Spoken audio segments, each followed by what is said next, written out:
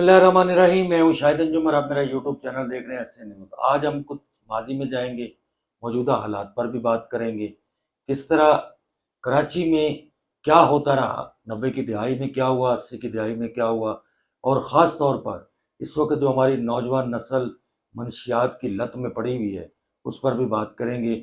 मेरे साथ मौजूद हैं रिटायर्ड एसएसपी शाहनवाज खान साहब। अस्सलाम वालेकुम जी। वालेकुम अस्सलाम। कैसे हैं सर आप? अल्लाह खैरियत का से हैं? शुक्र है, आप ठीक ठाक हैं, हैं? खैरियत से हैं। कैसा वक्त आप लोगों का गुजरा? आज कई दहाइयाँ गुजर गई हैं हाँ और कराची में ख़ास तौर पे मंशियात के ख़िलाफ़ तो अब कोई काम होता नहीं है। हाँ। मुझे याद है कि आप लोगों ने शराब बोर्ड पर एक बहुत बड़ा ऑपरेशन किया था, उसकी थोड़ी तफसीलात हमें बताइए। जी हाँ, वो ऑपरेशन इस तरह से था। मैं उस ज़माने में सीआईए में पोस्ट था, लेकिन हम एक कोर्स करके आ गए थे एटीएस। नए नए 5 7 7 8 लड़के। तो हमारी ड्यूटियाँ हमेशा इधर ऐसी जगहों पे लगती थी जहाँ मुश्किलात हों। डकैत ऑपरेशन हो, सिंध में जाना हो, कहीं जाना हो, ज़ियाउल हक साहब के साथ बॉडी गार्ड करना हो, हम ही लोग होते हैं। तो मुझे सीआईए से बुलाया गया एज ए एटीएस वालों के साथ। उस वक्त मीर जब्बार साहब जो थे, बड़े मशहूर डीआईजी रहे हैं कराची के। हाँ, वो मीर डीआईजी जुबैर साहब के वालिद। मीर जुबैर साहब के वालिद जी। उस वक्त वो डीआईजी कराची थे। तो ये ऐलान हुआ कि जी सब वहाँ पहुँचें। तो सुबह से वहाँ पहुँच गई सारी नफरी, हम लोग भी पहुँच गए। हर थाने से काफ़ी नफरी आई थी, बड़ी तादाद में, क्योंकि सोराबकोट के हालात उस वक्त बहुत ख़राब हो चुके थे। खुलेआम रोडों पे लोग आके, अफगानी ख़ास तौर पे क्रिमिनल अफगानी, वो आके हाथ में शापर पकड़े होते जिसमें हीरोइन होती थी, और खुलेआम गाड़ियों को, जैसे आज कोई भुट्टा बेच रहा है या कोई और चीज़ बेच रहा है, इस तरह बेचते थे। और क्लाशनकोफ़ें भी वहाँ मिल जाती थी, कोई मुश्किल नहीं था। तो मतलब गैर कानूनी तमाम चीज़ें वहाँ तमाम मौजूद चीज़ें वहाँ से मिलती थी, तमाम, बाड़ा जैसे मार्केट। बाड़ा मार्केट बनी हुई थी, बाड़ा मार्केट। तो स्मगलिंग का कपड़ा, स्मगलिंग के असला, हर चीज़, मंशियात, चरस, इवन शराब, बाहर की शराब, हर चीज़ वहाँ मिलती थी, आसानी से मिलना शुरू हो गई थी। क्योंकि इसकी इब्तिदा हुई थी जब अफगानी आना शुरू हुए। उससे पहले यहाँ पे एक 80 में, अर्ली 80 में एक होता था, गालिबन मस्तान, मस्तान ही नाम था मेरा ख्याल उसका। ये जो कमाड़ी में था। नहीं नहीं नहीं, सोराबकोट पे मस्तान नाम था, या इससे मिलता जुलता नाम था। वो चरस बेचा करता था, और अच्छी तादाद में, क्योंकि थाना उस वक्त था गुलशन इकबाल, जुरिडिक्शन काफ़ी बड़ी। जुरिसडिक्शन बहुत बड़ी थी। और यहाँ पे वो कब्जे भी हो रहे थे उस जमाने में। ये प्लाटों पे जितने भी स्कीम 33 पे, सब पे कब्जे हो चुके थे। यहाँ कोई इंस्पेक्टर का मर्डर भी हुआ था ना? जी हाँ, इंस्पेक्टर थे वो, इर्तिजा। इर्तिजा। इर्तिजा बहुत नहायत ही नफीस इंसान, पुलिस में एक बेहतरीन अफसर था। उसका मर्डर हुआ। एसएचओ मर्डर क्या न्यू हुआ टाउन था, थे। उसको गोली लगी थी रान में। एसएचओ न्यू टाउन थे। जे एसएचओ न्यू टाउन थे। रान में गोली लगी थी। गोली लगने के बाद उनको अस्पताल लाए थे गुलशन इकबाल में, लेकिन वो खून ज्यादा बह जाने की वजह से उनकी फौतगी हो गई। एक बड़ा नुकसान हुआ पुलिस को, बड़ा, उस वक्त के ज़माने में। तो ये हालात थे। तो इसके ऊपर फिर ऐलान हुआ। फिर तो इसी तरह से फिर टीमें बनाई गई कि ये टीम इस इधर जाएगी, ये टीम, और अंदर बेशुमार वो नदी तक झोपड़ियाँ, वो खेमे लगे हुए हैं, सामान भरा हुआ है, अंदर चरस भरी हुई है, हेरोइन भरी हुई है। पुलिस अंदर नहीं जाती थी क्या? नहीं नहीं, पुलिस नहीं जाती थी। वो लड़ते थे पुलिस के साथ। हम थोड़ी सी पुलिस के साथ तो लड़ाई करते थे। तो फिर उसके साथ, उसके बाद ये ऑपरेशन शुरू हुआ। उसमें काफ़ी तादाद में हीरोइन बरामद की पुलिस ने, हमारे साथ के लड़कों ने भी बरामद की। एक हमारा सब इंस्पेक्टर था उस वक्त, मैं भी सब इंस्पेक्टर था, रशीद। तो रशीद ने एक बोरी को हाथ लगाया तो वो समझा ये चूना है।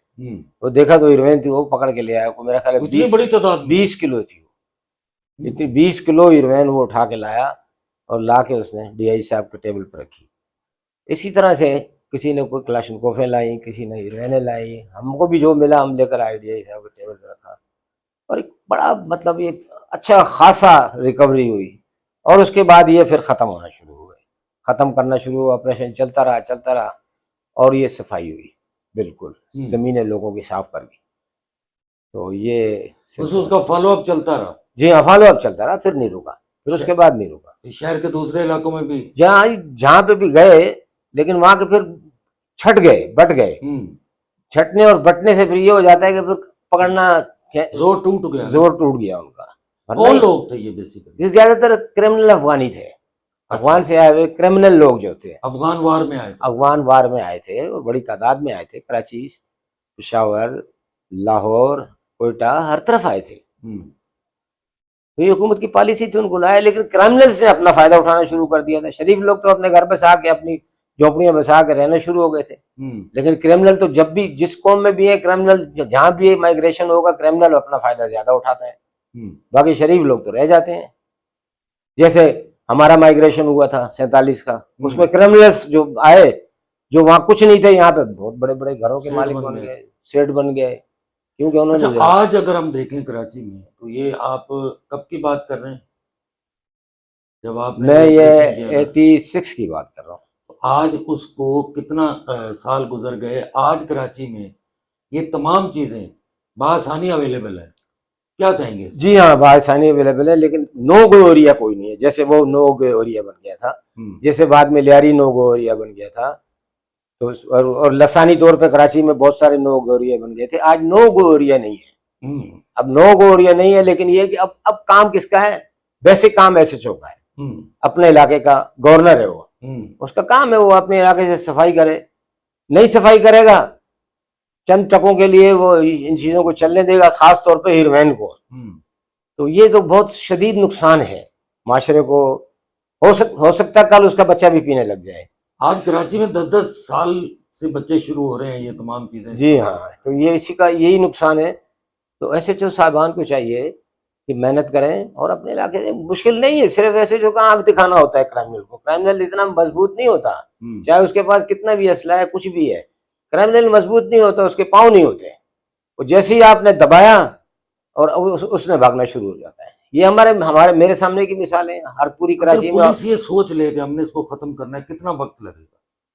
पुलिस सोच ले तो मेरा ख्याल 1 हफ्ता भी नहीं लगेगा, 1 वीक या 2 वीक, वो बहुत ज्यादा हो गया तो महीने लगेगा बस। पहले दिन से ही जैसे आज सोचा है पुलिस ने कि हमने खत्म करना है, तो क्रिमिनल को भी इत्तला मिल जाती है, वो अपना बोरिया बिस्तर बांधता है और चला जाता है। मैं एक क्लिफ्टन में एसएचओ था, तो एक बदमाश था वहां पे, सरताजा। तो मैंने जब चार्ज लिया, मुझे पता लगा कि ये एसएचओ से करता है दोस्ती और फिर 2-3 मर्डर कर देता है ये। तो मैंने इसके साथ बिल्कुल दोस्ती नहीं की और इसको आंख दिखाई। ये मेरे जितना पीरियड भी वहां था, ये मर्दान मेरा, ये नहीं आया कराची। तो इनको पता लग जाता है एसएचओ कौन आया है, एसपी कौन आया है, डीएसपी कौन आया है, ईमानदार लोग आए हैं, अब यहाँ से उठाओ बोरिया बिस्तर हो। क्योंकि जेल जाना या इनकाउंटर में मारा जाना कोई नहीं चाहता, बिल्कुल ऐसे, चाहे वो क्रिमिनल हो या कोई भी हो। हाँ, मौत तो सबको, मौत सबको। तो ये बहुत ज्यादा महीने में क्लियर हो जाएगा, कुछ भी नहीं। लेकिन अभी तो सिर्फ पुलिस गुटके मावा पकड़ रही है, और तो कुछ हमने नहीं देखा। अब गुटखा मावा भी बड़ी खतरनाक चीज है, आपको पता है। आप कैंसर वार्ड में चले जाएं, जना अस्पताल के, आप देख के हैरान हो जाएंगे, लोगों के पूरे पूरे मुंह खाली हो गए हैं, दांत नजर आ रहे हैं। तो और नौजवान बच्चों के। अभी एक बड़ा इंसिडेंट हुआ, आपने देखा एयरपोर्ट के बाहर जी, ये क्या नेग्लिजेंसी है? देखिए एयरपोर्ट के बाहर वो बिल्कुल जो सिग्नल है उसके बाद से सिक्योरिटी शुरू होती है, चेक करती है, तो उसने फायदा उठाया। यहाँ पे सिक्योरिटी चेक नहीं है, तो वहां पे वो खड़ा हुआ। वहां पे नेग्लिजेंसी क्या कह सकते हैं? गाड़ी में कोई आदमी कोई चीज रख के जा रहा है, किसी को अगवा करके वहां खड़ा हुआ है, तो क्या हर चीज पे, हर गाड़ी पे नजर तो नहीं है? हो गया, ऐसे वाकयात होते रहे। तफ्तीश के जाविये से आप क्या कहें? तफ्तीश के जाविये से मैं ये कहूंगा कि ये क्लियर हो जाएगा, हो भी गया है, बंदा तो क्लियर हो गया है, अब ये क्लियर हो जाएगा इंशाल्लाह ताला। चंद दिनों में आप देखेंगे पूरी टीम आ जाएगी, छोड़ेगी नहीं पुलिस, ऐसा नहीं है। पुलिस ने कोई भी केस नहीं छोड़ा, कोई भी अंधा केस नहीं है। सीटीडी ने भी काम करती है, फिर लोकल पुलिस भी काम करती है, फिर हमारे दूसरी एजेंसियां काम करती हैं, SIU है, दीगर एजेंसियां हैं, क्राइम ब्रांच है, वो काम करती हैं। हर एक के पास अपने अपने काम करने के तरीक़ेकार हैं, और क्लू जब मिल जाता है तो मेन जो इन्वेस्टिगेटिंग एजेंसी होती है उसके हवाले कर देते हैं। शानवार साहब बता रहे थे कि जुर्म कितना भी बड़ा हो, वो ज्यादा दिन नहीं चलता। अगर सिक्योरिटी इदारे ये ठान लें कि हमने अपने इलाकों को क्लियर करना है, मंशियात से पाक करना है, असले से पाक करना है, तो ये उनके लिए कोई बड़ा मसला नहीं। और अगर वो जराइम पेशा से मिलकर ये धंधा करते रहें, तो ये मकाफात अमल है कि कल उनकी अपनी औलादें भी इसी मर्ज में मुब्तला हो जाएंगे। मिलते हैं मजीद व्लॉग के साथ, देखते रहिए एसए न्यूज़। अल्लाह निगहबान।